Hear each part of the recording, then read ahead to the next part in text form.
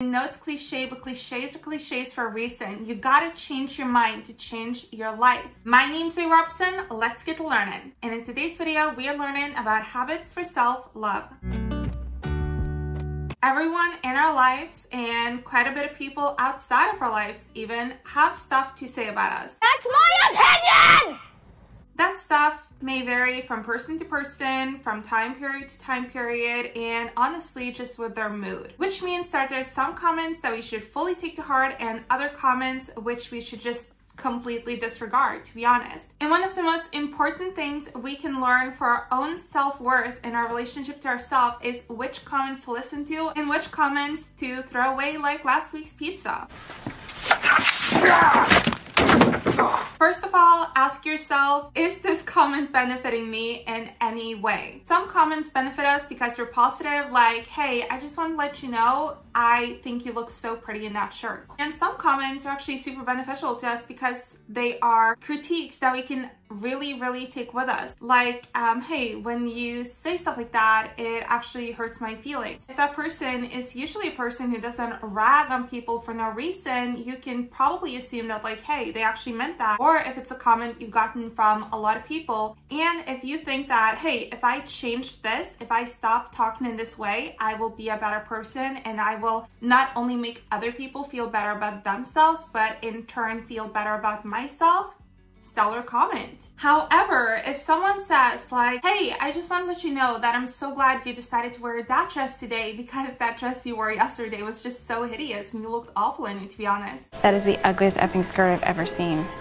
That is something to disregard, because any comment that is a false compliment is usually just intended to make you feel like shit and to make the person who said it feel better about themselves by making someone else feel bad. So any backhanded comment like, hey, you're really hot for a big guy, that goes into the trash pile. Any comment about your life that is negative but doesn't truly affect anyone else is just a mean comment. And the reason why this even matters and why I bring it up in self-love is because, to explain it as quickly as I can, there's this mirror theory, I believe it's like George made. I haven't had psychology in a long time, so don't quote me on that. I talk a lot, so I've learned to just tune myself out. Anyways, it basically means that we see ourselves in others' eyes. The way we believe that people in our life see us, that's sort of how we feel about ourselves. So if we read from people in our family, for example, that they see us as bad people, we sort of feel like bad people. If we read that they see us as pretty, we'll feel pretty. But since other people's perceptions of us are so important, it's important to note what are true comments and not, because words really do matter. Speaking of words, how we speak about ourselves is at least as important as how other people speak about us. This was your idea, George. It's a good idea, right? It's a good idea. I will continue hammering this point in until every single one of my viewers lives by it. You have to speak about yourself in a positive way. We speak things into reality. If you keep saying I'm lazy, trust me, you'll get more lazy. But if you keep saying you're in shape, trust me, you will get more into shape. This is one of the biggest principles in Atomic Habits, linked below, that we wish to live up to our own identity, whether that identity is positive or negative. We as humans want to be comfortable. We don't want any cognitive dissonance. We will, without noticing it, strive to be that type of person that we say we are because it's comfortable, it's safe, it's familiar. You want to know that, hey, that thing that I say I'm doing, the thing that I say I am, that's the truth. So if you say, I'm a person who drinks water every day, honestly, just by saying that, the chance of you drinking water every day is significantly higher.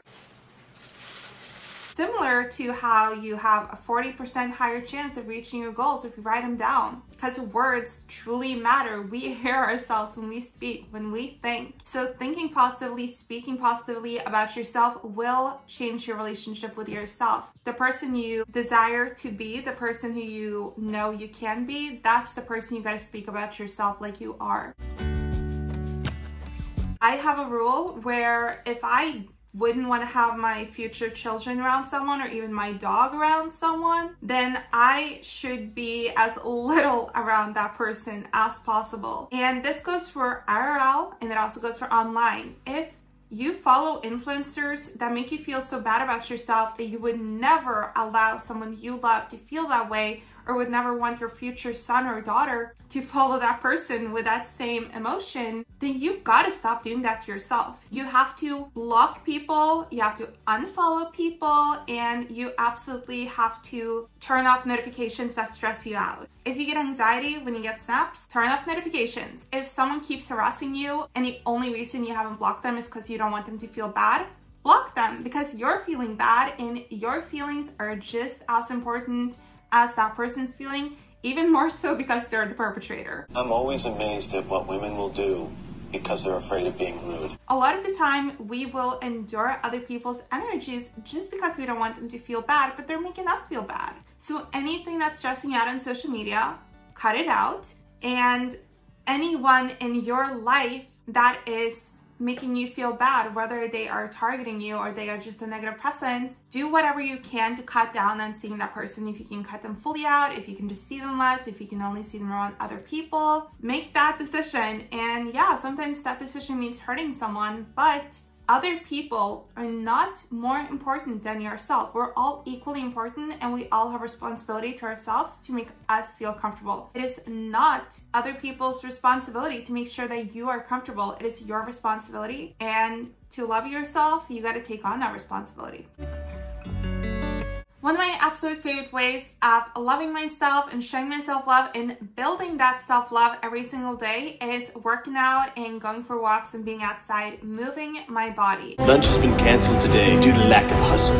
Deal with it. When I'm working out, first of all, I'm by myself and I'm working out for myself, and that's what's important. Not working out because of some ideal, not working out to hang out with someone else, but working out because it makes you feel good. It is making you stronger, faster, whatever you want, more limber. And taking that time to show love to your body and your mind. Working out works on several planes. It's good for your mental health, and it's also really good for your physical health. And it's not just the fact that it's good for your mental and physical health, it's the fact that when you're working out, you know, like, hey, I'm actually doing something right now that is for me. And I'm doing it because I love myself. And being outside also, not stuffing yourself inside. Going for a stroll for no reason other than that fresh air and sun is good for you.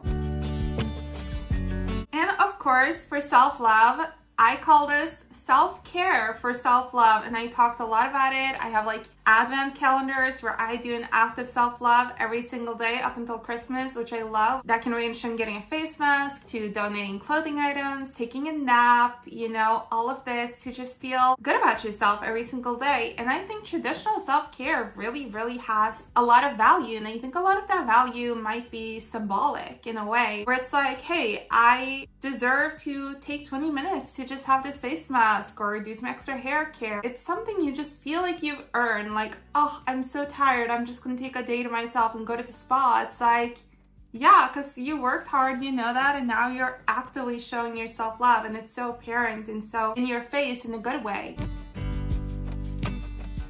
And then, of course, untraditional self-care. Untraditional self-care is sort of whatever you make of it. For me, this can often be reading a comic book, or like earlier today, I was outside in the sun with my cat and my dog reading a Virginia Woolf book, and I was just lying on the bench for like a few hours reading, and I felt like I was really doing something for myself, and honestly for my pets as well, because they were super happy that we were outside in the sun cuddling. And I thought to myself, like, wow, it's like actually summer. I'm in love with summer. And just enjoying things, you know, going to the beach, self-care, going for a bicycle ride, self-care, going for a walk, self-care, going for a drink with friends can absolutely be self-care. Anything that you're doing just for yourself in a positive way is self-care.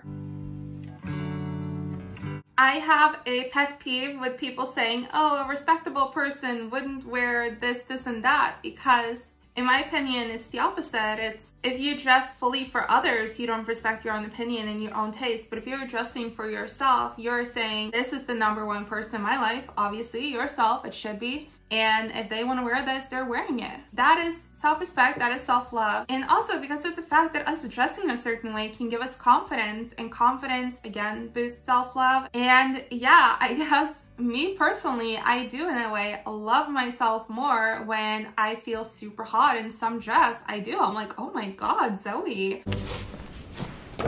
I think we all can relate to that feeling where we see ourselves in something that we really love, that we picked out ourselves, and we're like, honestly, damn. On those days, I absolutely spend extra time looking in the mirror, and I definitely give myself more compliments without even thinking about it. You just look in the mirror and you're like, oh wow.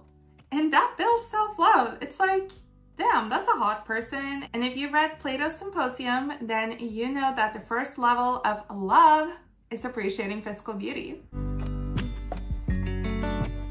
The more you love other people and practice the act of loving, phrasing, the more love you will automatically be filled with and have for yourself. And the more you realize that people are deserving of respect and see what respect looks like and practice respect, the more you will also respect yourself, because the things that you love and respect in other people, you will actually see in yourself, and you'll realize, oh, I also deserve love and respect, obviously, because I have those qualities too. Just practicing being a loving and respectful person, A, will lead to those qualities, and B, is good within itself. So absolutely continue to share love and respect. That being said, if you want to throw a little love and respect this way, then please like, subscribe, share, comment, etc. and take care. See you next time.